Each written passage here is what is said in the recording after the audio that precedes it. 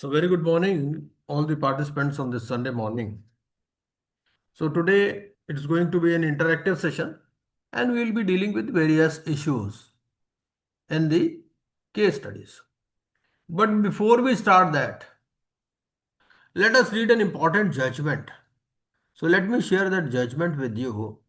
This judgment is regarding this Piramal housing. I hope my screen is visible. Is it visible? And I have shared the link in the group also. Yes, sir. Visible, sir. Okay, okay. So here, what are the various points? So let us read it. So what it says, as you know, various appeals are filed before the Supreme Court. So it says, civil appeal number this has been filed by appellant Piramal Capital Housing. So what was the point here? The point was that the NCLT judgment was challenged. As you know, this is the Diwan Housing Finance case, DHFL, and here the successful resolution applicant was Piramal Capital and Housing Limited. Now they challenge the NCLT decision only to a particular extent that it modified the resolution plan by holding that the RP that permitted the successful resolution applicant to appropriate recoveries, if any, from avoidance applications be set aside. So what was there in the original resolution plan? The original resolution plan said that whatever are the recoveries out of the avoidance applications that can be retained by the resolution applicant, successful resolution applicant. This was the decision of the NCLT. It was passed by COC with overwhelming majority. But then it was challenged in NCLT. And what NCLT said? NCLT said that okay, we modify the resolution plan to this extent that the recoveries cannot be retained by the successful resolution applicant. And now it was challenged in Supreme Court. So what Supreme Court said? Supreme Court said that this successful resolution applicant has come to us and they say that we want to challenge this decision of the NCLT. ठीक है, point समझ में आ गया आपको? Yes, sir. Now, second point is the Union Bank of India was there. What Union Bank of India said?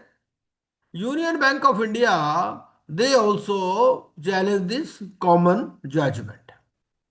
And then 63 Moons and Technologies Limited was there. They also challenged this judgment. Okay. Now, in some of the appeals, they said that the resolution plan be sent back to COC for reconsideration. Because NCLT, what NCLT said?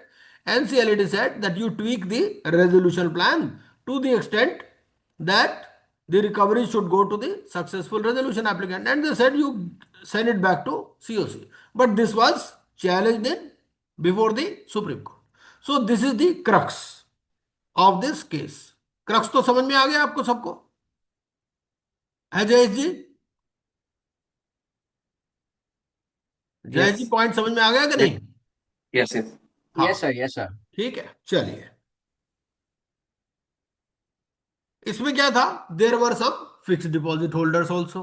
So fixed deposit holders they were also allowed a haircut as per the resolution plan. So they also challenge. Some PF trusts were also there. As you know, जैसे इसमें एक था THDC India limited employ provident fund. As you know, these private funds, these private provident funds, they have got various funds, है ना, which get accumulated over a period of time. तो ये क्या करते हैं? ये इसको इन्वेस्ट कर देते हैं. तो they also invested with this Dewan housing finance. इनको भी हेयर कट मिला. इन्होंने बोला हमारे को तो भैया पूरे पैसे मिलने चाहिए, है ना. तो debenture holders were there, employees provident trusts were there which had invested money into Dewan housing finance. तो these were the various issues. Now first of all, let us open section 3.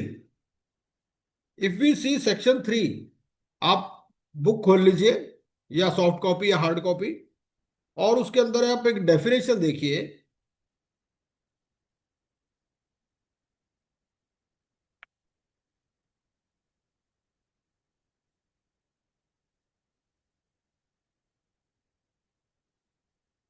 ये डेफिनेशन है, definition of person,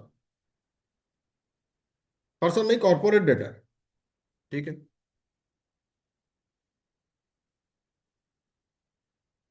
corporate person, section 3 subsection 7।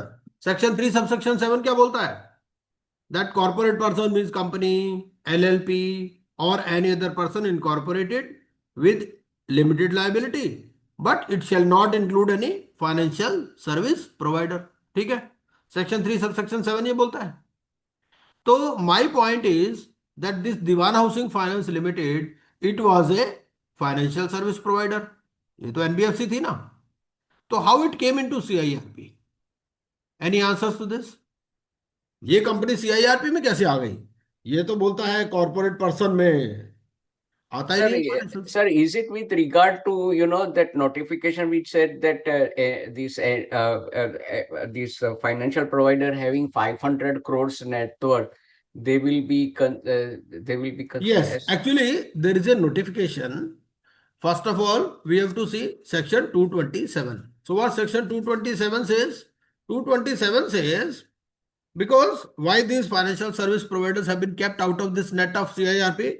Because public trust is involved. है ना?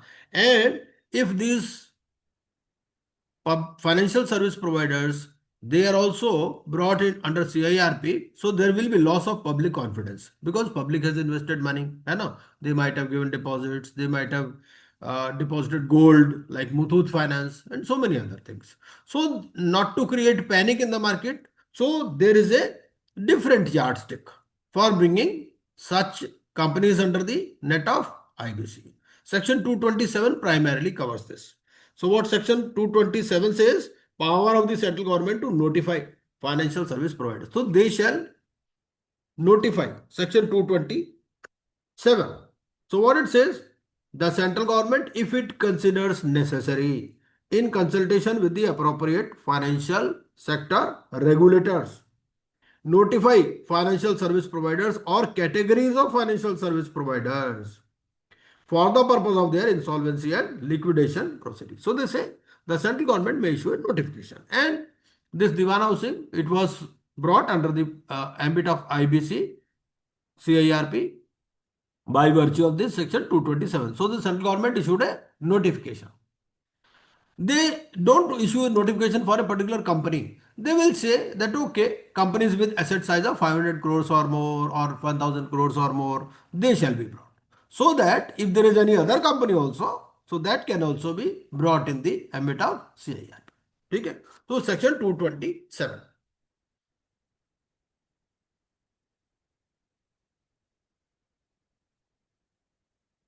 sir, only one point with regard to this notification and they're getting NBFC into the ambit of IBC. Sir, हाँ, they say the regulator would be the Reserve Bank of India, right. right? So the So, central government will consult the regulator, na?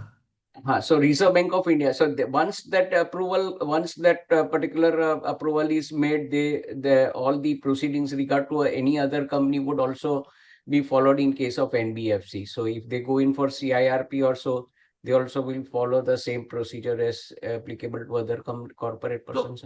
because they have issued only one notification till date. So companies with asset size of 500 crores or more. So they Yeah. want housing. So if there is a default, naturally there will be consultation. There will be pre-consultation before bringing any other, because the provisions regarding appointment of RP are also different. है ना? So we'll come to that. So let us read this paragraph. है ना?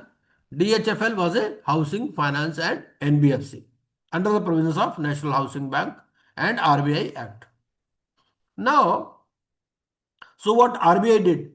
RBI, in exercise of its powers conferred under 45 IE1 of RBI Act, they suspended the board of directors. They superseded the board of directors on being satisfied that DHFL had conducted its affairs detrimental to the interest of depositors and creditors and appointed one Shri R. Subramania Kumar, ex-MD and CEO of Indian Overseas Bank with wide communication dated this. So in this case, even the RP need not be an insolvency professional. कोई जरूरी नहीं है insolvency professional होना इसका. ठीक है. So they appointed one ex-CMD, ex-MD and CEO of Indian Overseas Bank as the administrator. So there is the concept of administrator. ठीक है. चलिए. Duties and powers are almost similar. Then RBI then filed a company petition under section 227 read with section 239 to ZK. So let us see 239 Z to ZK also. What 239 to ZK says? So this ZK says the manner of conducting insolvency and liquidation proceedings under section 227. ठीक है. चलिए. Before the NCLT. So petition was filed before NCLT. Then adjudicating authority, they directed commencement and confirmed the appointment, and then public announcement was made. Then claims were received. ठीक है. 82,247. Then there were some avoidance transactions. So what this administrator did, the administrator appointed Grant Thornton, GT को appoint किया कि भाई आप क्या करो कि जो अवॉइडेंस ट्रांजेक्शंस है इसको आप टेकअप करो. They submitted their report. ठीक है. Then there were various PUFE transactions और टोटल वैल्यू उन्होंने कितना बताया पीयूएफई ट्रांजेक्शंस का 45,050 crore. Now the question was कि भाई अगर इसमें से कुछ रिकवरी होता है तो वो किसको जाएगा. इस प्लान में क्या कहा, सीओसी ने क्या बोला, सीओसी ने बोला जो प्लान से रिकवरी है let it go to successful resolution applicant and let them revise the plans. ठीक है. क्योंकि जो सक्सेसफुल रेजोल्यूशन एप्लीकेंट था उसने जो ओरिजिनल प्लान दिया था ये दिया था 15,000 करोड़. ठीक है. बाद में इसको बढ़ा दिया इन्होंने 27,500 करोड़ और अल्टीमेटली क्या इन्होंने दे दिया, इन्होंने प्लान दे दिया आपको 37,000.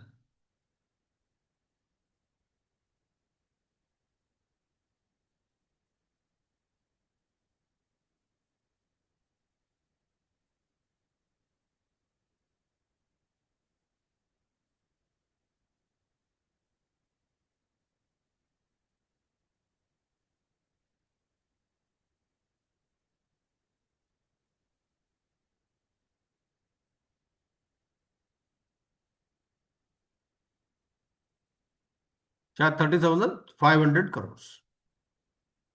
ठीक है जी.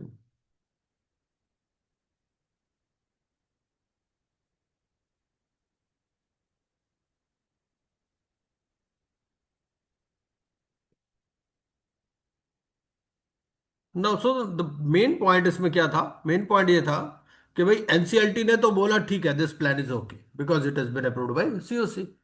एनसीएलटी ने क्या बोला, एनसीएलटी ने बोला पॉइंट रेजोल्यूशन प्लान तो ठीक है लेकिन ये जो पॉइंट आ गया इसके अंदर क्या कि भाई आप ये सक्सेसफुल रेजोल्यूशन एप्लीकेंट को दे दो, ये इस बात को हम नहीं मान रहे, है ना. और ये दोबारा प्लान भेजो सीओसी को और फिर ये अपील में चला. अब अल्टीमेटली देख लेते हैं कि डिसीजन हुआ क्या, क्या बोला इन्होंने.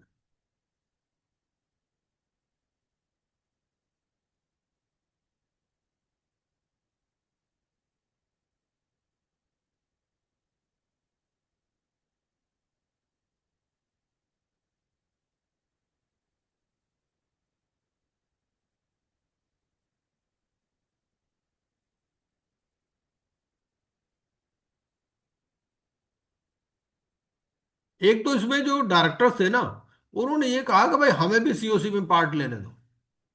ठीक है. तो this was also the point.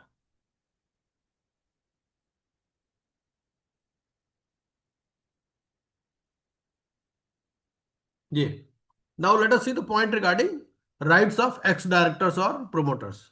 So far as the right of ex-director is Supreme Court का judgment है. So far as the rights of ex-directors, promoters to participate in the meetings of COC and right to get the copy of the resolution plan approved by the COC is concerned, it may be noted that RBI in exercise of its power, RBI के पास power है under section 45 I1 of the RBI Act, they had superseded the board of directors of DHFL on being satisfied that DHFL had conducted its affairs detrimental. RBI therefore had appointed one Shri R. Subramaniam Kumar and he filed a company petition. So supreme court ने कहा कि if we read sub section 4 of section 45 I of the RBI act on passing of the order of supersession of the board of directors of NBFC the chairman managing director and other directors have to vacate their offices from the date of supersession of the board of directors, and then all the powers, functions and duties which are required to be exercised them under the provisions of RBI Act or any other law for the time being have to be exercised and discharged by the administrator appointed by the RBI till the board of directors of such company is reconstituted.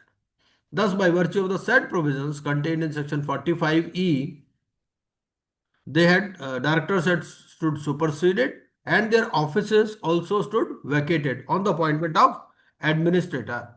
ठीक है, तो जो management है it had vested in the IRP the administrator in this case. ठीक है, and the powers of the board of directors had stood suspended. It may be noted that this is one of the rare cases where the board of directors had first stood superseded under the RBI Act and then the directors of CD, DHFL had stood suspended under the IBC. ठीक है, पहले 45 आई के अंदर ये supersede हुए RBI act के अंदर, ठीक, बाई वर्च्यू ऑफ सबसेक्शन 4, और फिर सुपरसीड हुए आईबीसी में. As such in our opinion the legal effects in both the situations would be different, as the supersession of the board of directors is very much different from the suspension of the directors. तो ये भी एक point है. ठीक है, in common parlance also the use of the word supersession has a different connotation than that of the word suspension. As per the Black's Law Dictionary, supersede means to annul, make void or appeal, and the word suspend means to interrupt, postpone, defer or temporarily keep a person from performing a function or occupying an office. Thus, the effect of supersession is permanent, whereas the effect of suspension is temporary. ठीक है, it is true that as per section 24 of IBC, the RP is required to give a notice of each of the meetings of the COC to the members of the suspended board of directors. ठीक है ना, section 24 में notice देना होता है along with the members of COC, including the authorized representative of the operational creditors or their representatives. However, as per subsection 4 of section 24, though the directors of suspended board of directors have a right to attend the meetings of COC, they do not have any right to vote in such meetings, meaning thereby such suspended directors would have a right only to receive the notice of the meetings of COC and to attend the same, but would not have the right to vote in the meetings. This court in Vijay Kumar Jain versus Standard Chartered Bank, while recognized the rights of the members of the erstwhile board of directors to receive a copy of the resolution plans that may be discussed in the meetings of COC, has observed as under. तो इन्होंने Vijay Kumar Jain versus standard chartered bank का भी reference दिया, जिसमें point ये था कि whether the suspended board of directors they can have a copy of the resolution plan that may be discussed. ठीक है, under regulation 24(2)(e), the resolution professional has to take a roll call of every participant. ठीक है, ये तो सारा दिया हुआ है. अच्छा, a resolution plan shall include a statement as to how it has dealt with the interest. This regulation therefore recognizes the vital interest of the erstwhile board of directors in a resolution plan with the cause. It is here that the erstwhile directors can represent to the committee of creditors that the cause of default is not due to the erstwhile management, but due to other factors which may be beyond their control, which have led to non-payment of debt. Therefore, a combined reading of the code as well as the regulations leads us to the conclusion that members of the erstwhile board of directors, being vitally interested in resolution plans that may be discussed at meetings of the committee, must be given a copy of such plans as part of the documents that have to be furnished along with the notice of such meetings. ठीक है, तो इसका मतलब क्या है? इसका मतलब ये है कि कॉपी ऑफ रेजोल्यूशन प्लान उनको देनी चाहिए. ये नॉर्मल केस. अब इस केस में क्या होगा, आगे बढ़ो। In the instant case, however, it deserves to be noted that the RBI having superseded the board of directors and appointed the administrator, the appellants, ex-directors, they had deemed to have vacated their offices. दोनों में फर्क है, ठीक है। Normally क्या होता है कि लिक्विडेशन में they are deemed to have vacated the office. अभी इसमें सीआईआरपी में क्योंकि ये सुपरसीड हो गए, 45I का ऑर्डर आ गया आरबीआई का, ठीक है, superseding the directors, they have been arrested in connection with the criminal proceedings filed against them were in judicial custody all throughout this, ये तो सारे जेल में थे, ठीक है। The set administrator having initiated the CIRP proceedings was thereafter continued by the COC as the resolution professional to conduct the CIRP. Under the circumstances, the appellants KW and DW, ये वधावन थे, who were the directors of DHFL at the relevant time, having been deemed to have vacated their offices on the supersession of the Board of Directors of the RBI Act, could not have claimed any right to attend the meetings of COC or to participate in the CIRP proceeding. तो इन्होंने कहा ये already they stand superseded, ठीक है, which right otherwise would have been available to the directors. In the absence of any specific provision in the IBC, they, as members of the superseded board of directors, could not have made any claim to have a copy of the proposed RP resolution plan submitted by the prospective resolution applicants during the CIRP proceedings. Nonetheless, pertinently, the RP, after having been approved by the NCLT, मतलब the resolution plan, after having been approved, would become a public document. तो ये भी एक important question है, क्या ये जो resolution plan है, whether it is a public document? ऐसा भी क्वेश्चन पूछ सकता है। Yes, it is a public document with in the meaning of section 74 of the Indian evidence act, क्योंकि ऑर्डर पास हो गया, वो तो ऑर्डर तो अपलोड भी हो जाता है ना, section 74 of the Indian evidence act, and therefore they would be entitled to get at the most a certified copy of the approved resolution plan. देखो भाई ऐसा है कि उनको जो भी अप्रूव्ड रेजोल्यूशन प्लान है उसकी कॉपी तो मिल सकती है, क्योंकि वो एक पब्लिक डॉक्यूमेंट है, ठीक है। चलिए, कंक्लूजन क्या किया, कंक्लूजन में ये कहा कि the impugned judgment passed by the NCLT is set aside. NCLT ने क्या कहा था, एनसीएलटी ने कहा था कि भाई ये जो कह रहे हैं प्लान में कि जो अवॉइडेंस एप्लीकेशन से जो भी मनी जनरेट होगी वो किसको दे दो आप, सक्सेसफुल रेजोल्यूशन एप्लीकेंट को। तो एनसीएलटी ने कहा दिस इज सेट असाइड। अब सुप्रीम कोर्ट ने क्या कहा, सुप्रीम कोर्ट ने ये वाली जजमेंट को सेट असाइड कर दिया। मतलब ये कि जो भी अवॉइडेंस प्रोसीडिंग से पैसा आया वो किसको जाएगा, किसको जाएगा पैसा, सुप्रीम कोर्ट ने क्या कहा कि सक्सेसफुल रेजोल्यूशन एप्लीकेंट को ही जाएगा, जो कि सीओसी ने डिसाइड किया है जैसे, ठीक है। Is set aside and the judgment passed by the adjudicating authority NCLT is upheld, ठीक है। तो इन्होंने कहा एनसीएलटी वाली जजमेंट ठीक है। एनसीएलटी ने क्या कहा था, एनसीएलटी ने कहा था कि पैसा जो है सक्सेसफुल रेजोल्यूशन एप्लीकेंट को ही जाएगा, क्योंकि आप आपने प्लान रिवाइज करा लिया, उससे जो अमाउंट था वो रिवाइज, पहले 17,500 बोल रहा था, फिर 27, फिर 37,500 शायद करोड़ रुपए में अप्रूव हुआ था फाइनली।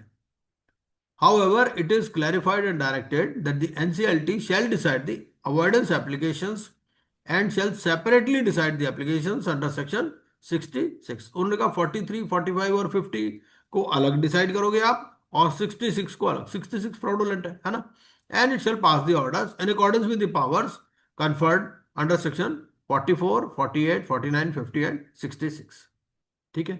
जो भी रिकवरी होगी या बेनिफिट्स होगा दैट में follow from such applications shall be appropriate in favour of the COC in case of avoidance applications, ठीक है। तो ये सीओसी के पास जाएगा किस केस में, अगर 43, 45 और 50 में कोई रिकवरी हो, क्योंकि 43, 45, 50 में क्या है, फ्रॉडुलेंट इंटेंशन नहीं है, ठीक है। और 66 में क्या है, फ्रॉडुलेंट या wrongful trading, and in favour of SRA in case of application under section 66। तो उन्होंने कहा अगर फ्रॉडुलेंट ट्रांजेक्शन्स की वजह से हुआ तो वो सक्सेसफुल रेजोल्यूशन एप्लीकेंट को जाएगा, 43, 45 और 50 वाला सीओसी, ठीक है।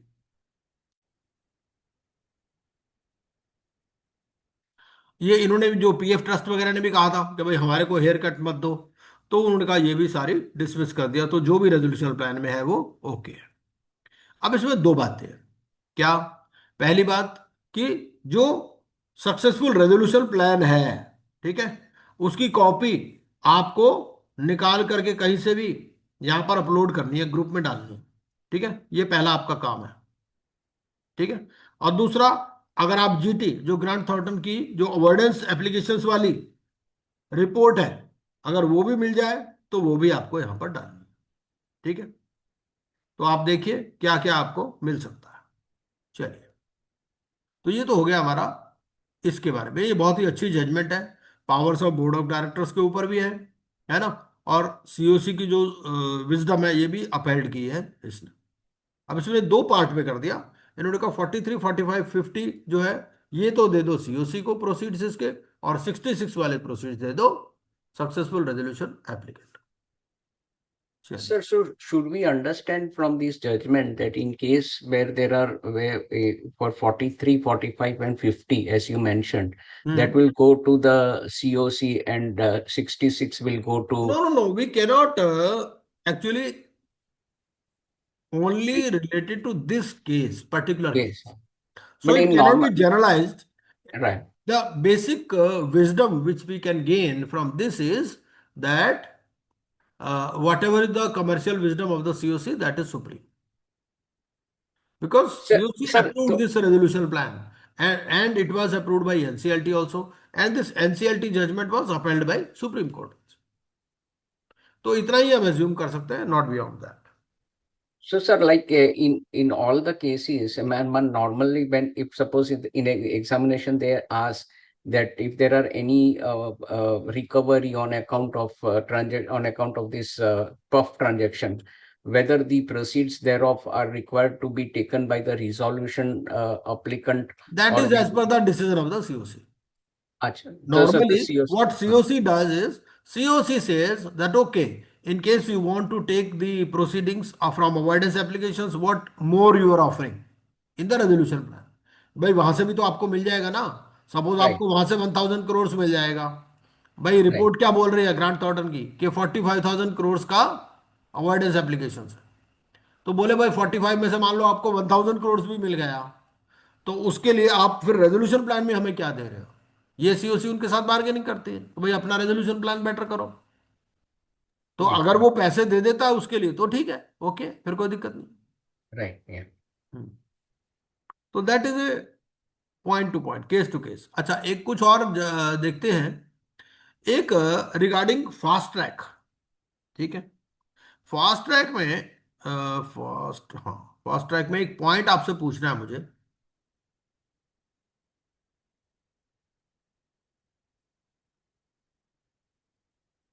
हम्म।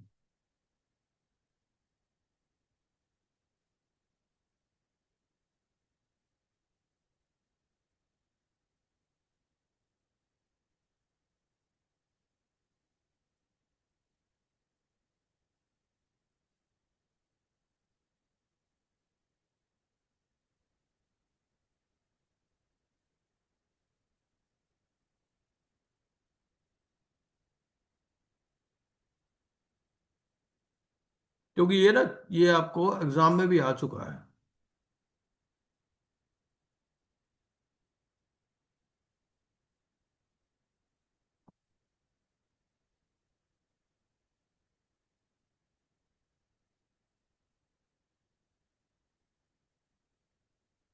प्रीपेड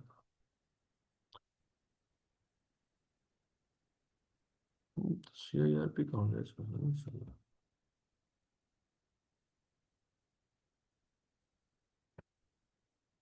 ये।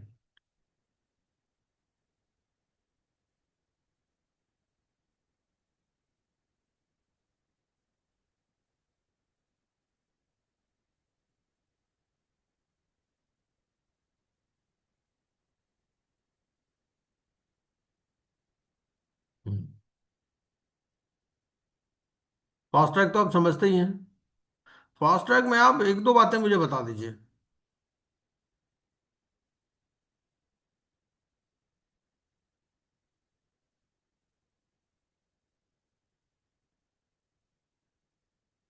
जो वो पूछ सकता है एग्जाम में।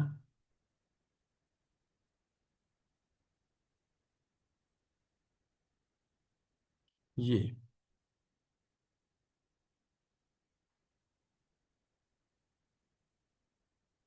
ये स्टार्टअप है, startup is eligible for fast track, startup तो एलिजिबल है। Yes sir. ठीक है। अब मेरा क्वेश्चन क्या है, मेरा क्वेश्चन ये है, वो क्या कहता है कि provided that such entity is not formed by splitting up और reconstruction of a business already in existence. एक मिनट मैं पहले शेयर करता हूं।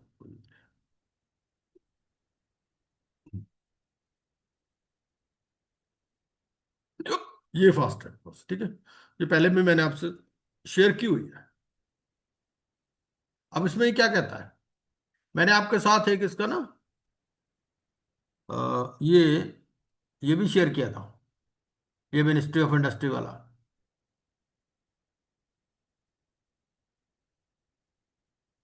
यहाँ, ठीक है, ये नजर आ रहा होगा आपको, करंट स्लाइड, ठीक है। ये मैं जूम इन कर देता हूँ। ये देखिए, मेरा क्वेश्चन है इस प्रोवाइजो पर। वो कहता है कि कौन सी एंटिटी स्टार्टअप है, provided that an entity found by splitting up और reconstruction of an existing business shall not be considered as startup. ठीक है, मतलब समझ में आ गया आपको कि कोई कंपनी ऑलरेडी एग्जिस्टेंस में है और आपने एक नई कंपनी बना दी, उसी कंपनी को या तो स्प्लिट अप कर दिया या रिकंस्ट्रक्शन कर दिया। ठीक है। अब मेरा क्वेश्चन ये है कि what is the meaning of splitting up और रिकंस्ट्रक्शन। ठीक है, स्प्लिटिंग अप और रिकंस्ट्रक्शन का मीनिंग क्या है। First question, whether splitting up और reconstruction is defined under IBC. ये आईबीसी में डिफाइंड है क्या, स्प्लिटिंग अप और रिकंस्ट्रक्शन, ये डिफाइंड है क्या? नहीं है ना सर। नहीं है। ठीक है, कंपनी एक्ट में डिफाइंड है क्या? भाई आपसे पूछ तो सकता है ना वो, स्प्लिटिंग अप और, देखो मैंने उसमें तो पढ़ा है, इनकम टैक्स एक्ट में पढ़ा है कि बहुत सारा ये बिजनेसेस में क्या होता है कि स्प्लिटिंग अप और रिकंस्ट्रक्शन।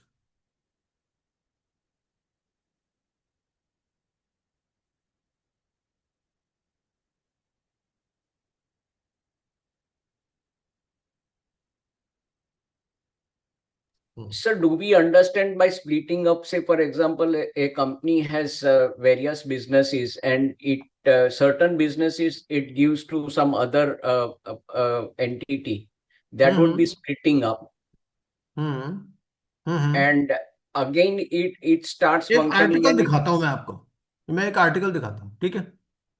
ये आर्टिकल है, I hope it is visible on your screen now, है ना?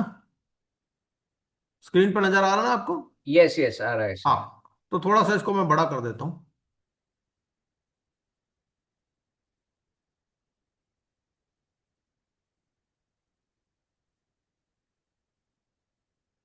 पीडीएफ फॉर्मेट, डॉक्यूमेंट,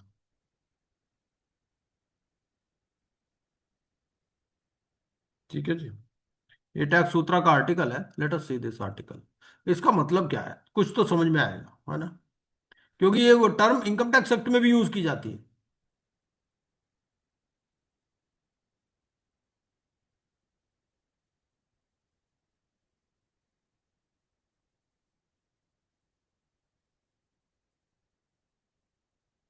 तो इन्होंने क्वेश्चन क्या पूछे, इन्होंने क्वेश्चन पूछे कि भाई कुछ क्वेश्चंस बनाए इन्होंने। पहला, can the new company be formed with the same business, same customers, same management, but by using new capital and new plant and machinery? पहला। दूसरा, in case an existing company, ये मैं शेयर भी कर देता हूं आपसे, ये व्हाट्सएप पर शेयर करूँ, व्हाट्सएप खुला हुआ होगा मेरे ख्याल, एक मिनट।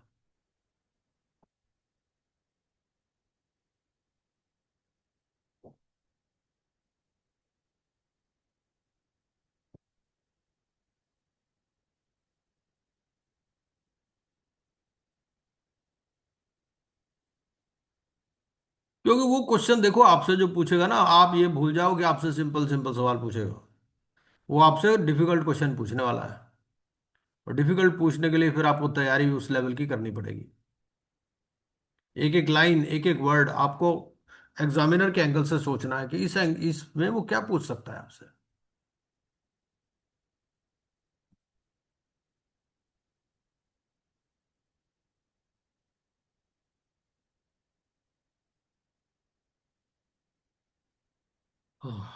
सितंबर आ गया, तो सितंबर में मैं ये आर्टिकल भी आपको शेयर कर दूँ।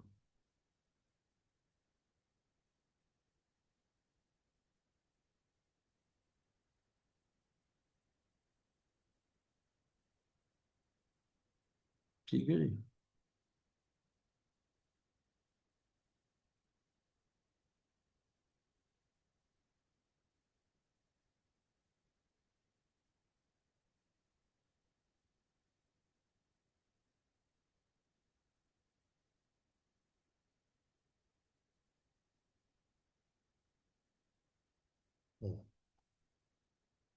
चलिए ये तो हो जाएगा।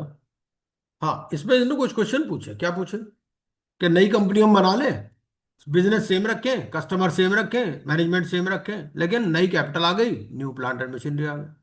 दूसरा क्या है, कोई एग्जिस्टिंग कंपनी है, उसने इन्वेस्टमेंट कर दी प्लांट एंड मशीनरी में, which is not ready to use and is lying as capital work in progress. Can such CWIP be hived out to form new manufacturing company. भाई एक company है जिसमें कुछ machinery है which is not ready to use, वो capital work in progress में पड़ी हुई है, तो उस कैपिटल वर्क इन प्रोग्रेस को बेच करके नई कंपनी बना सकते हैं क्या? ये सेकंड क्वेश्चन है। थर्ड क्वेश्चन क्या है, can the new company be formed using new plant and machinery and leased out existing space. ठीक है, जो भी आपके पास एग्जिस्टिंग स्पेस है, लैंड एंड बिल्डिंग है, और प्लांट एंड मशीनरी आपने नहीं लगा ली। चौथा, can the new company be formed using limited portion of new plant and machinery and substantial portion of leased out existing plant. थोड़ी सी नई मशीनरी लगा दी, बाकी पुरानी। ये सारे क्वेश्चन है, ये क्वेश्चन आपसे पूछ सकता है इन, क्योंकि उसको पता है भाई बाकी चीजें तो सिंपल है, यहां पर ही अटक सकता है बंदा। वो क्या क्वेश्चन पूछेगा कि भाई एक पार्टनरशिप फर्म थी, पार्टनरशिप फर्म के पास कुछ प्लांट एंड मशीनरी थी, अब वो कंपनी में कन्वर्ट हो गई, और वो कंपनी को उन्होंने एज ए स्टार्टअप रजिस्टर करा लिया। या पहले पार्टनरशिप फर्म ही रजिस्टर्ड थी, पार्टनरशिप फर्म कैन ऑल्सो भी रजिस्टर्ड एज ए स्टार्टअप। ठीक है ना? तो वो स्टार्टअप थी, अब वो कंपनी में कन्वर्ट हो गई। तो अब ये बताइए कि भाई ये जो है, whether it will be considered for the purpose of fast track और नॉट। और ये क्वेश्चन पूछा जा चुका है एग्जाम में। ठीक है, ये देखो ये आ गया ना लास्ट वाला, whether conversion of an existing concern, sole proprietorship concern या partnership firm into a company fulfils the offshore test. ठीक है, या कोई बैकवर्ड इंटीग्रेशन हो गया, तो ये सारी चीजें।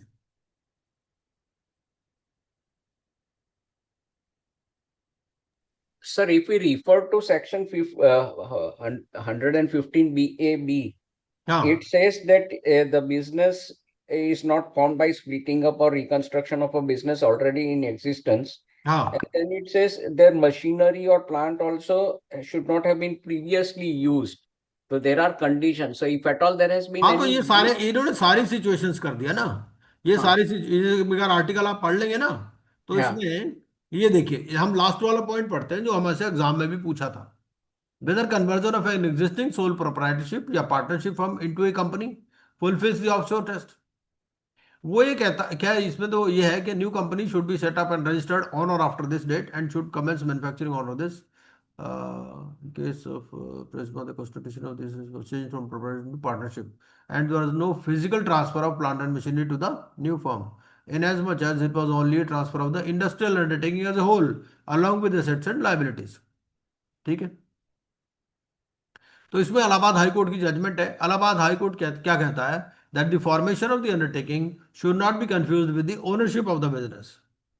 ठीक है, वो कहता है कि फॉर्मेशन ऑफ अंडरटेकिंग जो है ना, इसको ओनरशिप के साथ कंफ्यूज मत करो। In the instant case the undertaking was already in existence and was not formed by splitting up or by reconstruction of the business. The undertaking was formed in the year 2002 and not in the year 2004. In 2004, the ownership of the business changed from proprietorship to a partnership firm. On conversion of the proprietorship firm into partnership, there was no transfer of plant and machinery to the new firm. There was only transfer of the industrial undertaking as a whole, along with assets and liabilities. ठीक है, तो ये कहता है कि भाई इस case में आपको बेनिफिट नहीं मिलेगा, क्योंकि आपकी डेट ऑफ फॉर्मेशन कौन सी मान ली जाएगी, जो डेट ऑफ फॉर्मेशन है। सो देखो ये डिफरेंट कॉन्टेक्स्ट है, context here is different, but आपको कुछ आइडिया इससे मिल जाएगा। ठीक है,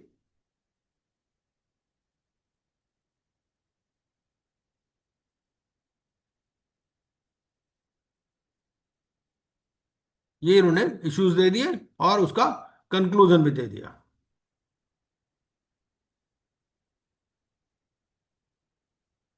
ठीक है जी, तो ये जजमेंट भी आपके काम की हो सकती है, ये मैंने ग्रुप में भी शेयर कर दिया। अच्छा, दो चार सवाल और पूछ लेते हैं, वॉलंटरी लिक्विडेशन पर चलते हैं। ठीक है, तो वॉलंटरी लिक्विडेशन वाला, वॉलंटरी लिक्विडेशन में एक दो सवाल पूछता हूँ आपसे।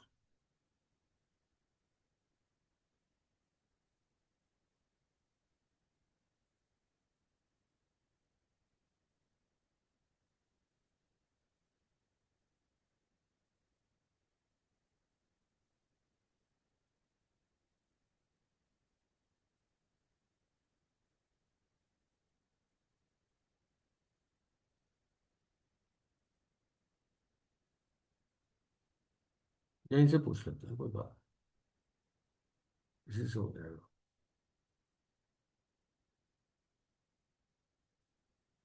वॉलंटरी लिक्विडेशन में एक तो मेरे को ये बताइए, एक कंपनी है, ठीक है, तो there is a company, there are no outside liabilities. ठीक है, कंपनी में कोई भी आउटसाइड लाइबिलिटीज नहीं है। अब एक स्टेक होल्डर है उसमें, वो ये कहता है, एक शेयर होल्डर है, वो एक आरबीआई को कंप्लेंट कर देता है आपकी, आप उसमें आरपी, आप उसमें लिक्विडेटर हो, और वो कंप्लेंट कर देता है कि भाई ये जो लिक्विडेटर है ये पैसे वेस्ट कर रहा है कंपनी के, क्योंकि जब कंपनी में कोई आउटसाइड क्रेडिटर ही नहीं है तो ये पब्लिक अनाउंसमेंट क्यों कर रहा है? भाई ना तो कोई क्लेम्स है बुक्स में, ना ही कोई कोर्ट केसेस चल रहे हैं, इसका मतलब कंपनी किसी ने कुछ लेना देना है ही नहीं किसी के साथ। तो आपका क्या रिप्लाई रहेगा इसमें, how you will reply to this? Sir, they will have to he has to follow the procedure with regard to the procedure that is there for CIRP and liquidation of the companies. वो public हम्म। announcement इसलिए देना पड़ेगा sir. Recently, I was attending a webinar by Chamber of Tax Consultant. हाँ इसमें हाँ। इन्होंने sir ऐसा एक केस स्टडी डिस्कस किया कि after the dissolution of the company, hmm the adjudicating authority also approved of the dissolution. It was hmm also the matter was also handed over to the board as well as the ROC. And hmm. thereafter, the GST department issued a notice for yes, 17, 18, 19, 20. Yes, it's very So, common, income right. Tax department issues it, income tax department what, because company name can be reinstated within a period of 20 years, No, है so ना? the question that they were that was discussed in that particular case study was hmm. that whether the GST department or even the income tax department has a right to initiate any proceedings after the company has already been dissolved, and if they have a right, because the company's dissolution has taken place, sir, all the assets have been liquidated, right. and from the proceeds that have been generated out of the liquidation, all the stakeholders have been given their proportionate share. Now hmm the thing is that there is now a liability coming into the picture with regard to say GST or income tax. Hmm Whether the directors are personally responsible, that was the query they had asked, because the hmm. company has already been liquidated. Right. Hmm. So in such cases, sir, once we go through the procedure for if I just give me, sir, 1 or 2 minutes, because somewhere I read Sure, that you take your own time, no issues, no hurry. Yes. sir, You take your own time. they have to follow that procedure that is there, for the company, like this. You cannot say that you cannot you cannot make a public announcement, because public announcement is made with a view only to get the claim from the stakeholders. And in case of liquidation, the stakeholders committee is formed, na sir. So if once you have given Oh, the in case of voluntary liquidation. This is another question. Whether in case of voluntary liquidation, so we are discussing the issue of voluntary liquidation because in case there is a liquidation, definitely there will be claims. But in case of voluntary liquidation, in case of a debt-free company, so we are discussing a case of a voluntary liquidation where it's a debt-free company. No disputes are also there. Sir, if you see section 53(6), subsection 6, it Hmm. says the provision of section 35 to 53 of chapter 3 and chapter 7 shall apply to voluntary liquidation proceedings for corporate persons with such modifications as may be necessary. Right. तो 53 में sir मानो कि इन 53 in section 53 talks of that waterfall कि किसको कितना मिलेगा claim. मानो कि बाकी कोई क्लेम नहीं है, but in case of any departmental claims or even with regard to claims that were not recorded and now a claimant comes into a picture and he makes a claim, then in that case that particular provisions would apply that he had Right. not filed the claim, sir. So Right. So definitely, you are very correct. So public announcement has to be made. Now, let us take second question in this voluntary liquidation. Uh, there is a income tax refund which is lying. ठीक है. Now, there is a certain time period for voluntary liquidation also. Voluntary liquidation में भी time period है ना. पहले तो ये बता दीजिए टाइम पीरियड कितना है, कितने दिन में कंप्लीट करना है इसको वॉलंटरी लिक्विडेशन.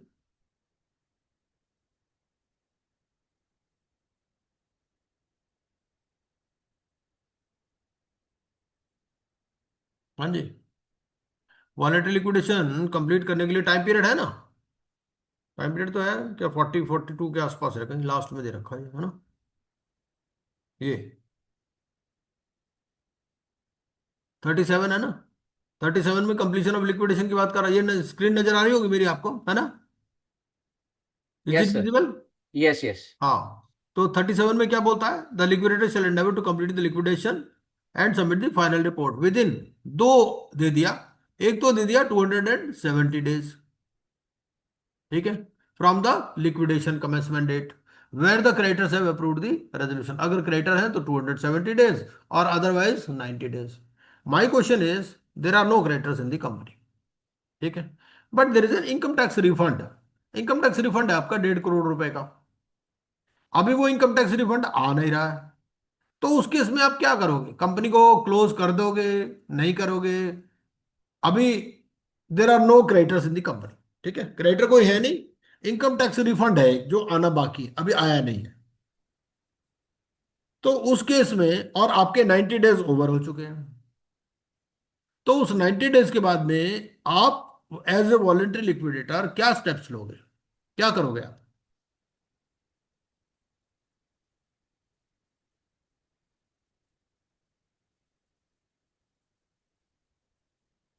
हाँ सुनीता जी. सर रिफंड के लिए तो बेसिकली मतलब किसी उसमें जाएंगे प्रोसीडिंग्स में, क्योंकि वो भी तो पैसे 1.5 करोड़ के हैं, आएंगे तो तभी जाएंगे आगे. हाँ. हाँ. 143(1) का ऑर्डर हो चुका है. वन बस फोर्टी रिफंड थ्री नहीं वन आया. का. हो जाता है कई बार, नहीं आता हाँ रिफंड. हो जाता है. तो हाँ. और आपके 90 डेज ओवर हो चुके हैं. अब आप क्या करोगे एज ए वॉलेंटरी लिक्विडेटर? आपके पास दो वेट तीन कर. ऑप्शन है. हाँ पहली जी. ऑप्शन कि भाई आप क्लोज कर दो कंपनी को और जो पैसा आएगा, क्योंकि कोई क्रेडिटर तो है नहीं, तो डायरेक्टर्स हाँ ले लेंगे आपस में या शेयर होल्डर्स को डिस्ट्रीब्यूट हो जाएगा. दूसरा ये है कि भाई अब कम पैसा, रिफंड तो आपका कंपनी अकाउंट में आएगा, तो कंपनी अकाउंट तो आपको एक्टिवेट रखना है. अदर हाँ. वो रिफंड वापस चला जाएगा, फिर प्रॉब्लम होगी. हाँ जी. तो आप क्या एक्शन लोगे इसके लिए? Sir, in my view, you will have to keep the account, open, and so to that extent, it will be live. Because if, assuming, sir, that this refund, is an ascertained refund, and there are no further proceedings required. Right. As Sunita ji was saying that, if there is any litigation pending and the matter goes on, what will you do? But suppose assuming that it is a certain refund and then in that case, sir, one will have to wait now, because as you mentioned, even when we file income tax return, they ask us to give the bank account, and the bank Right. account has to be of the assessee only. हाँ So हाँ if and they and you would not you will have to wait till the time the refund is received, sir. नहीं, whether you have to apply for extension of time period or not. 90 days over हो गए आपके। 90 days over होने के बाद में आपको क्या टाइम एक्सटेंशन के लिए अप्लाई करना है? क्योंकि आपको तो पीरियड है ना, 37 में दे रखा है, रेगुलेशन 37 में, कि भाई यू हैव बट टू कोई wind up the creditor proceeding. तो है नहीं सर, क्रेडिटर तो है ही नहीं, तो फिर एक्सटेंशन के लिए मतलब नहीं, क्रेडिटर नहीं है लॉजिकल। तो क्या है? क्रेडिटर 37 रेगुलेशन क्या बोलता है कि भाई 90 डेज में आप खत्म करो। अगर हाँ 90 जी। डेज में खत्म नहीं किया तो क्या करोगे? आप चुपचाप बैठे रहोगे? क्या करोगे?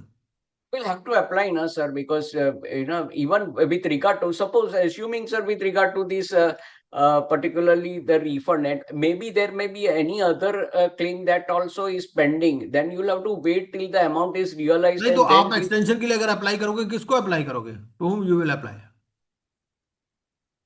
Voluntary liquidation.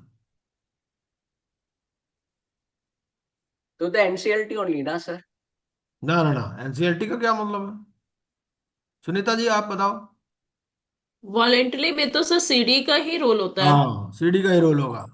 जो भी चीज करनी है आपको, मीटिंग कंट्री मीटिंग, देखो अगले में तो लिखा हुआ है, सामने ही तो है आपके, स्क्रीन पर ही है। हाँ जी। क्या बोलता है? In the event of the liquidation process continuing for more than the period stipulated in sub regulation one. Sub regulation one में आपने क्या पढ़ लिया? 270 या 90 डेज। और अगर कंटिन्यू हो रहा है तो आपको क्या करना है? कंट्रीब्यूटरीज की मीटिंग करनी है within 15 days from the end of 270 days, और फिर और 90 days, and thereafter at the end of every succeeding 270 days और 90 डेज। ठीक है? तो till the submission of application for dissolution, तो आपको ये मीटिंग कंट्रीब्यूट करनी है। और नेचुरली वो मीटिंग में फिर आपको वो आ, कहेंगे कि भाई क्या करना है आपको। अब ये जो मीटिंग करनी है आपने, तो इसमें कितने परसेंट आपको अप्रूवल चाहिए? 51। लिखा हुआ है कहीं बात ये? नहीं, ये आपने पहले पढ़ाया था जो ध्यान है मुझे। नहीं, पहले मैंने क्या पढ़ा था उसे छोड़ दीजिए, आप बताइए इसमें परसेंटेज कहाँ लिखी है?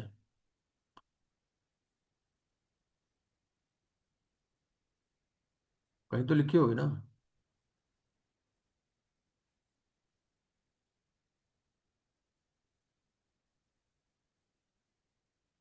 Sir majority of the directors ऐसा लिखते हैं, तो मतलब मेजॉरिटी ओनली विल. नहीं, वो तो कंट्रीब्यूटरीज की मीटिंग करनी है आपको। कंट्रीब्यूटरीज की मीटिंग करनी है।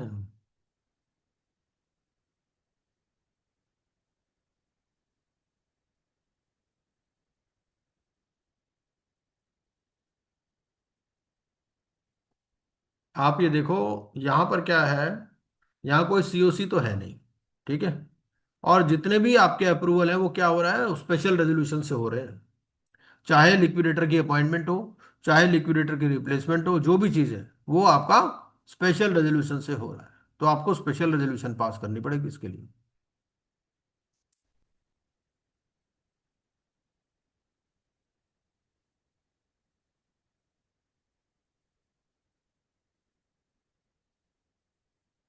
अगर आपको लगता है नहीं, तो फिर आपको पॉइंट आउट करना है कि भाई कहाँ पर लिखा है बात ये।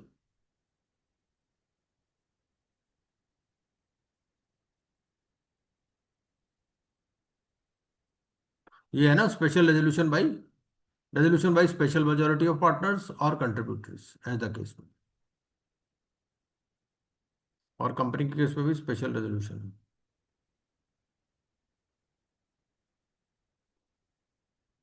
तो यहाँ ये बात नहीं करता 66 और 51 की।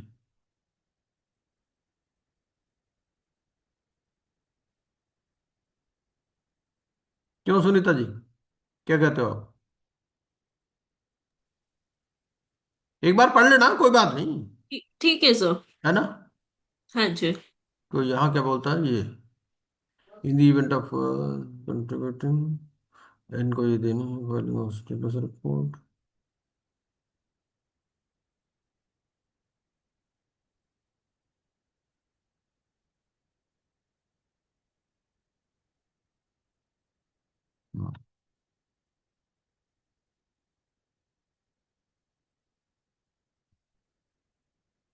अच्छा, अब एक और सवाल पूछ लेता हूं आपसे, फास्ट ट्रैक पर ही। अब फास्ट ट्रैक में आप ये बताइए, फास्ट ट्रैक निकालता हूँ।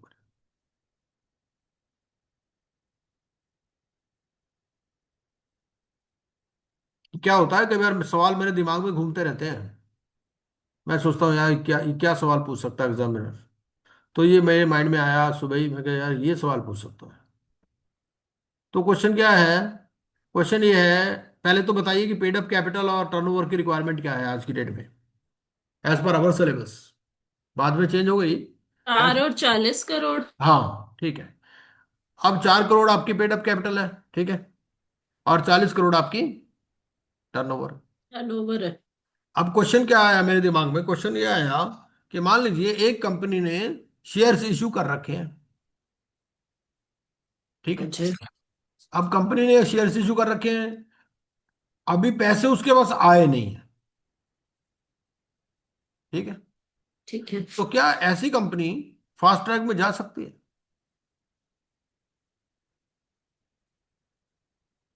भाई मान लीजिए उसकी पेड अप कैपिटल, कंपनी की जो पेड अप कैपिटल है, ठीक है, अभी वो है 2 करोड़। उसने 5 करोड़ के और शेयर इशू कर रखे हैं। तो क्या आज की डेट में तो उसकी पेड अप कैपिटल 2 करोड़ ही है, तो क्या ऐसी कंपनी फास्ट ट्रैक में जा सकती है?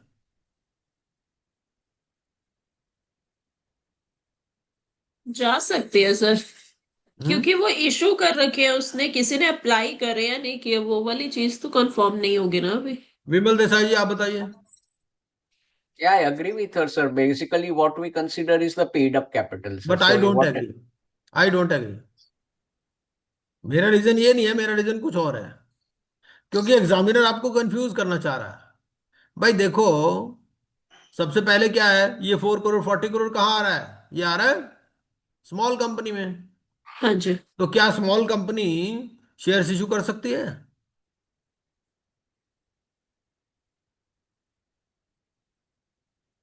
हाँ जी, स्मॉल कंपनी क्या शेयर इशू कर लेगी?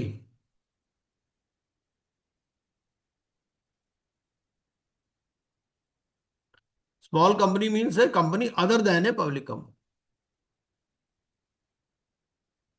तो ये प्राइवेट कंपनी है। अगर वो लिख देता है shares have been issued to public, तो ये होएगा ही नहीं, पॉसिबल ही नहीं। उसने आपको इनडायरेक्टली उलझा दिया, उसने आपको 2 करोड़ 4 करोड़ के चक्कर में उलझा दिया ताकि आप उस क्वेश्चन से माइंड हट जाए आपका। बट सर अगर वो प्राइवेट कंपनी भी है तो वो ऑथोराइज शेयर तक कैपिटल तक तो इशू कर ही सकती है ना। नहीं और कर यहाँ सकती पर है हम वो, ठीक है। बट अगर उसने लिख दिया भाई have been issued to public, issue उसने ये टू बताया नहीं पब्लिक। प्राइवेट लिमिटेड है या पब्लिक लिमिटेड है, उसने बोल दिया एक कंपनी। ओके। ठीक है।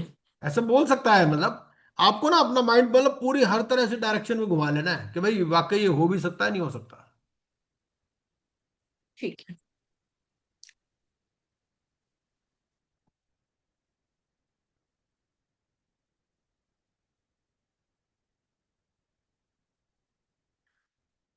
अच्छा, ये जो डिक्लेरेशन होता है जैसे प्री पैक में, प्री पैक पे सवाल पूछ लेता हूँ आपसे। अब प्री पैक में ये जो डिक्लेरेशन होता है, आप प्री पैक मान लो एक एलएलपी है, ठीक है। तो एलएलपी में डिक्लेरेशन, एक एलएलपी है जिसमें 10 पार्टनर है, ठीक है जी, 10 पार्टनर हो सकते हैं एलएलपी में 10 पार्टनर। तो ये जो डिक्लेरेशन है कितने पार्टनर्स का होगा? डिक्लेरेशन होना है ना एलएलपी में, प्री पैक में।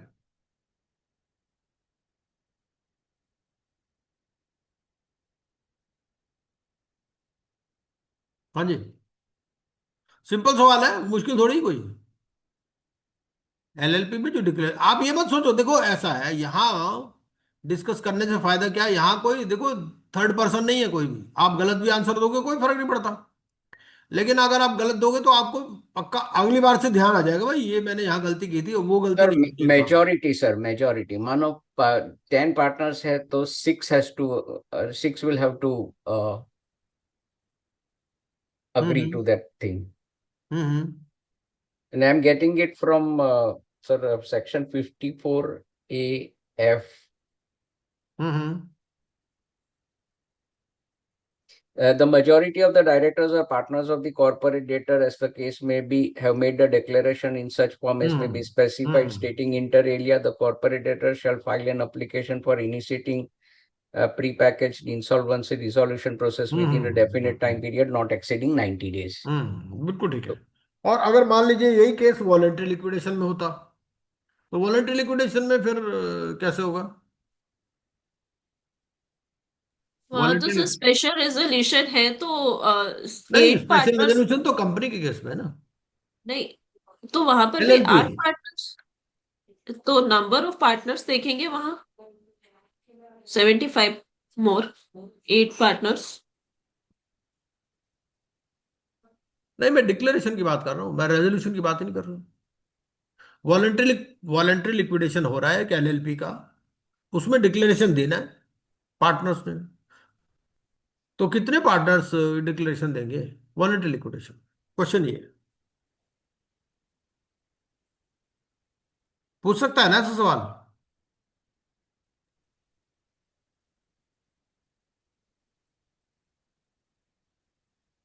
वॉलंटरी लिक्विडेशन में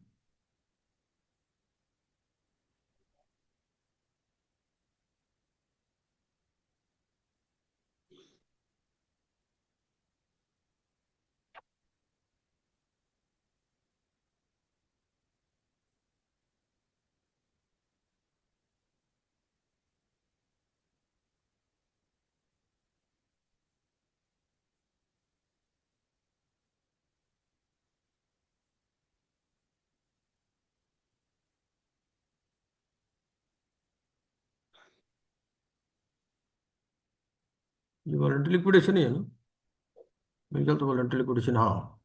तो वॉलंटरी लिक्विडेशन में ये रेगुलेशन नंबर 3 है आपका, क्या कहता है ये डिक्लेरेशन आपने कितना देना है? Majority of the designated partners. अगर एलएलपी है तो डेजिग्नेटेड पार्टनर है, ठीक है ना। तो जो भी डेजिग्नेटेड, उसमें पार्टनर नहीं है, उसमें डेजिग्नेटेड पार्टनर है, वॉलंटरी लिक्विडेशन उसमें पार्टनर है प्रीपैक में। अच्छा, चलिए।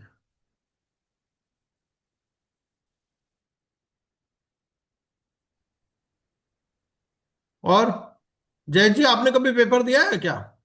हैव यू एवर अपियर्ड या नहीं? No, sir. No. अच्छा, तो Sunita ji, have you ever appeared? तो कुछ अपना एक्सपीरियंस शेयर कीजिए, रिकॉर्डिंग बंद भी कर नहीं, सकते हैं हम, कोई इशू नहीं है। नहीं सर, मैंने कभी अपेयर नहीं किया अभी। ओके, विमल देसाई जी, अभी have you ever appeared? I appeared in August, sir. Okay August, okay 29th August. Okay okay. तो अगर आप चाहो तो हम रिकॉर्डिंग बंद भी कर सकते हैं, इट्स अप टू यू। आपको क्या लगता है, मतलब व्हाट टाइप ऑफ क्वेश्चंस दे में frame? Sir, actually, the thing is that there were certain, certain questions and certain case laws. जो मेरे को याद है, there is a particular business. They start this business for sale of garments, and okay. then they are finding it difficult, and it goes into I think liquidation. Now the thing is that whatever is the stock, whether the stock should be sold to one particular buyer, say as a going concern, or because these shirts are imported ones. If I remember, it's because 1.5 months, and they don't allow us to write. हाँ हाँ, no So issues, no whatever issues, I'm able to, because I got confused over there. It was no issues, basically, हाँ। sir, it was basically a question relating to that as a resolution professional, how would you deal with the closing down of this business of the company? Like you have stock of shirts lying with you, whether you would sell it to various retailers, whether you would sell it to say those that who are in the fashion street, and they and sell them, whether you would sell it as a going concern, how would you go about it, and what would be the strategy you would follow, ऐसा पूछा था. तो basically And then sir, they had asked certain questions relating to this role of RP with regard to this strategy relating to business of the company. ऐसा था. तो देखिए, this question, अगर if we are considering the case of liquidation, so then this is govern by mode of sale, basically. And in case of liquidation, the preferred mode क्या होता है liquidation में, mode of sale में? Auction, public auction, है ना? But Yeah. that will depend कि public auction के लिए कि भाई आपने न्यूज़पेपर में ad देना है नहीं देना. If you don't want to give the ad, then you can take the approval of the adjudicating authority. So basically you have to decide. Stakeholders consultation committee, they can also advise you on the marketing strategy. So they may advise कि भाई ठीक है इतना ज़्यादा stock तो है नहीं कि भाई आपको पब्लिक एडवर्टाइजमेंट की जरूरत है, प्राइवेट सेल भी हो सकती है ना? तो that will depend actually what advice the stakeholders consultation committee gives you normally. And if you want to sell it to, suppose one of the directors is interested, yeah, their son is interested in buying that stock, so then definitely you have to take the approval of the adjudicating authority. तो उसमें वो mode जो schedule 1 है आपका, schedule 1 और schedule 2 mode of cell में, उससे govern होता है बेसिकली ये क्वेश्चन. वहां पर you will get the answers. Right, there sir. Could be various questions. पहली बात, पब्लिक ऑक्शन करना है, प्राइवेट सेल करना है, that will depend upon the volume, कितना वॉल्यूम है आपके पास, at what the stake holders consultation committee has advised you. और उसके बाद में फिर ये है कि आपको किसको सेल करना है, आपको क्या रिलेटेड पार्टी को सेल कर सकते हो, तो naturally you have to take the approval of A. और अगर अदर देन रिलेटेड पार्टी है देन वो तो फिर कंडीशंस वगैरह. हाँ जी बताइए, क्या कुछ बोल रहे थे, you were saying something. It's right. I think it was basically on that, but at that point of time, that questions are such that we do not know clearly. Naturally हाँ हाँ But हाँ. it was relating to exactly how you would go from the point of view of the strategy of Yeah. getting the maximum realization from Right. the assets. Mhm. And the second question that I remember, sir, vaguely is that there is a company. It Mhm. has it has 850,000 shares, Okay. and it has three companies, B, C, and D. It acquires it has shares in B, C, and D, and these companies have some shares in E. Now the question that they framed was that how many you need to consider for the holding and subsidiary company concept. Like to what layer you need to consider that one of these companies is a subsidiary of the other, or the holding Only company. only one layer you have to consider. And the holding company has directors in E, which has gone into CIRP, something of that sort. So whether these companies will be, whether they can be said to be considered for the CIRP process or not, the holding and the other companies.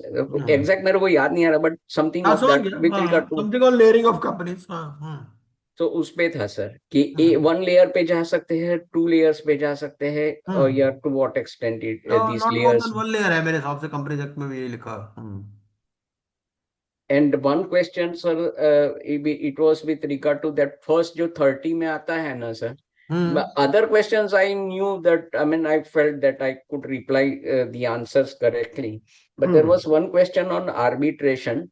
Okay. That in case of arbitration proceedings where the arbitrator panel is of the view that it would be unnecessary, and they had used some other this thing, and it would be fruitless or not this thing, can arbitration proceedings be closed? That was a question. On what ground could arbitration proceedings be closed where an arbitrator panel is of the view that it would be unnecessary and futile to carry on the proceedings? Do they have that particular power? That sort of a question, sir.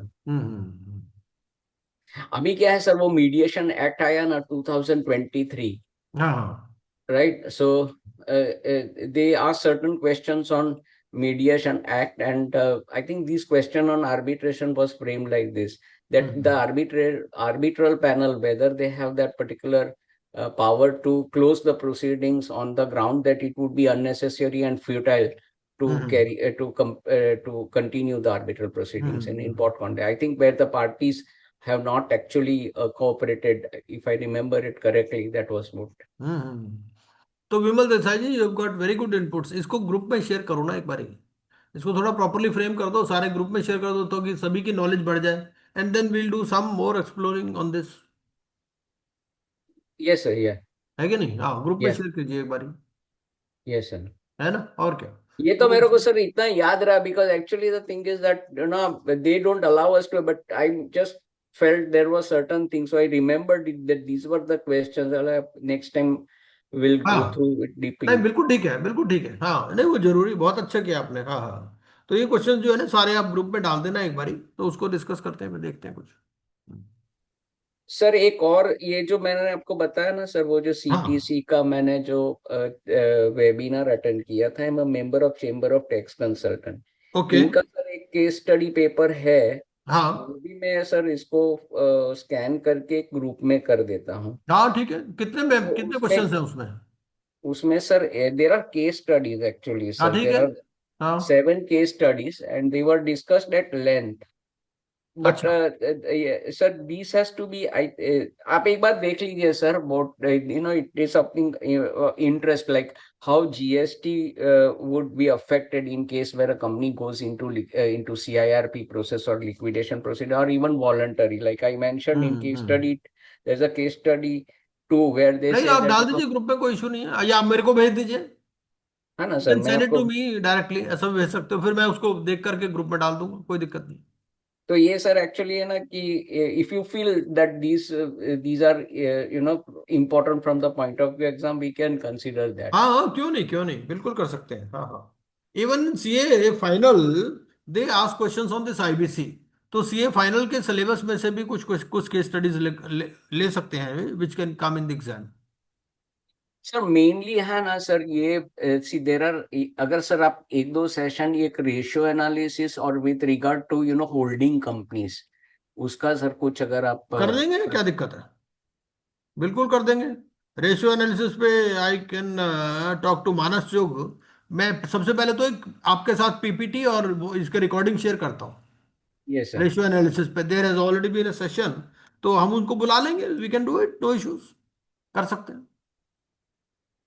और तो sir holding company एक वाला भी, और holding company के लिए हम विवेक मिश्रा जी को रिक्वेस्ट कर सकते हैं, ही इज कंपनी सेक्रेटरी, तो he can take right, that session. हाँ, क्योंकि विवेक। सर उसमें ये जो 5 जो case studies C normally sir इसका आईबीसी का जो पर पेपर स्टाइल है, the first question is 30 marks। हम्म उसमें तो मानो वो एमसीक्यूज आते हैं and they ask most of the questions are based on IBC and some questions are based on allied laws. हम्म तो वो तो sir we have discuss, so on the basis of that we can answer, but with hmm regard to case studies ना sir एक दो question ये लोग है ना कंपनीज एक्ट के को लेकर पूछते हैं with regard hmm to holding company. In when I appeared they had asked on that basis. One with regard to, as I mentioned, that strategy of business, like as a resolution professional, how will you continue or how will you हाँ, carry out ऐसा तो। हम्म। और एक I think जो सवाल था ना sir, if I remember it correctly, was with regard to partnership में कुछ था सर, वो मैं just try to recollect and I put हाँ, इट। बिल्कुल ठीक है। अब पार्टनरशिप में नॉर्मली दे आस्क क्वेश्चंस, एक तो पूछता है कि suppose one partner wants to go away, sometimes there is a question of expulsion of a partner. So on what grounds you can expel a partner? Suppose there are three partners in a company, there are three partners in a partnership firm, and there was a fight between the ladies, है ना भाई, उनकी wife they went to a club और उनके बीच में fight हो गई, तो एक पार्टनर को निकालना चाहते हैं दो, तो whether they can expel him, ठीक है ना? तो इस तरह से दे आस्क क्वेश्चंस। या फिर यह है कि one of the partners is interested in going away and he is asking for this accounts, तो whether he can ask for accounts, whether he can ask for his share. दूसरे partner बोल रहे हैं कि भाई कंपनी इज नॉट, अभी company is not in a position, तो you let the capital remain with us, है ना, and we will be giving you the interest, and after some time you can take out the proceeds whenever funds are available. So in what this situation, what you will do, whether that partner's contention is correct or not, इस तरह से on distribution of profits, on distribution, on settlement of accounts, on expulsion of partner, ये तीन चार issues हैं जिसको question वो पूछता है normally. So the confusion part is only where where you need the consent of all the partners or you need the consent of Right. majority of the partners. So हाँ with हाँ regard to retirement, if I recollect, that was a question in that 30 marks, one of the question that one of the partners want to retire hmm and is he required to take the the consent of all the partners, majority of the partners, or he can retire at will, because Actually, the agreement states that the partnership can be dissolved at will. So once he says that I want to retire, can I think that was how that question was framed.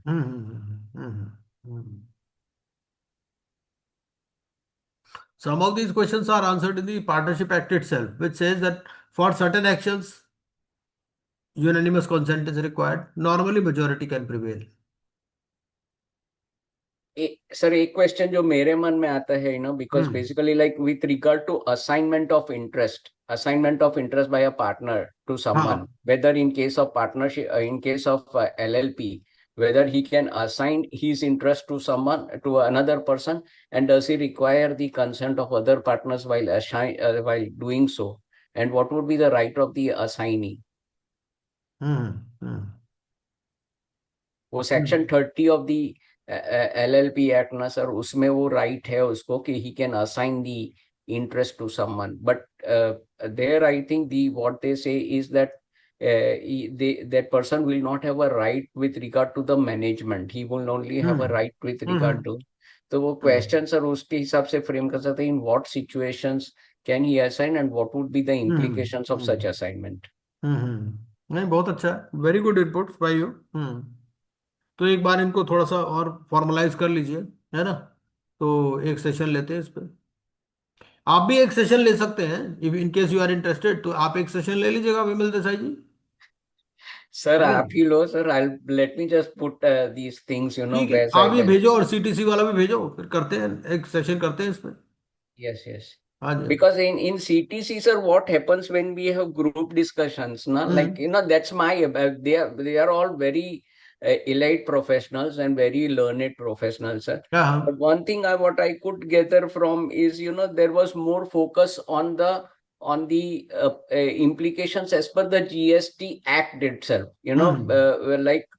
because when we consider this GST implications in case of companies that have gone into CIRP or liquidation, one need to consider section 238 of the IBC, it overrides other provisions of the other acts like. तो उसके हिसाब से sir ज्यादा discussion नहीं हुआ, तो वो point exactly then what was the majority decision that I could not gather in some of the case, most of the cases. But a case law देख रहे sir, very interesting case laws. I'll send it to you, sir. हाँ, बिल्कुल बिल्कुल बिल्कुल। ठीक है जी, okay जी, have a good Thank you, day. sir. Thank you. हाँ जी।